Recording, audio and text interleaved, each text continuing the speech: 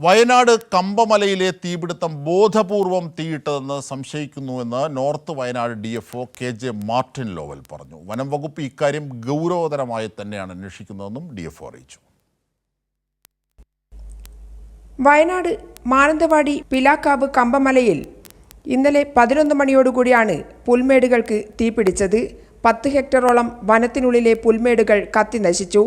4 kilometre മല നടന്നു കയറിയാണ് വനം വകുപ്പ് സേനയും ഫയർഫോഴ്സും 5:30 മണിയോടുകൂടി തീയണച്ചത്. എന്നാൽ ഇന്നും അതേ പ്രദേശത്താണ് തീ പടർന്നത്. വനത്തിൽ തീപിടുത്തമുണ്ടായ സംഭവത്തിൽ ദുരൂഹതയുണ്ടെന്ന് north Wayanad DFO KJ Martin Lowel പറഞ്ഞു. ഇതൊരിക്കലും സ്വമേധയെ കത്താനുള്ള സമയം ആയിട്ടില്ല. അത് കത്താനായിട്ടുള്ള സാധ്യതയും വളരെ കുറവാണ്. ഇത് ഇൻറ്റൻഷനലി, അതായത് തീ പിടിപ്പിക്കണം അല്ലെങ്കിൽ വനം കത്തിക്കണം എന്നുള്ള ഉദ്ദേശത്തോടു കൂടിയിട്ട് ആരോ ചെയ്തിട്ടുള്ളതാണ്. ഒരു മാസത്തിനുള്ളിൽ 2 തവണയാണ് കമ്പമല പ്രദേശത്ത് തീപിടുത്തമുണ്ടായത്. തീപിടുത്തം കടുവാ പ്രശ്നവുമായി ബന്ധപ്പെട്ടതാണോ എന്ന് സംശയിക്കണമെന്നും അദ്ദേഹം പറഞ്ഞു. തീയുണ്ടായിട്ടുള്ള പ്രദേശങ്ങളെല്ലാം വനാതിർത്തിയിൽ നിന്നും വളരെയേറെ ഉൾപ്രദേശത്താണ്.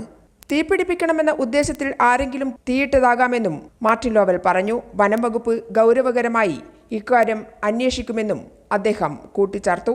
PV Joshila, Kairali news, Wayanad.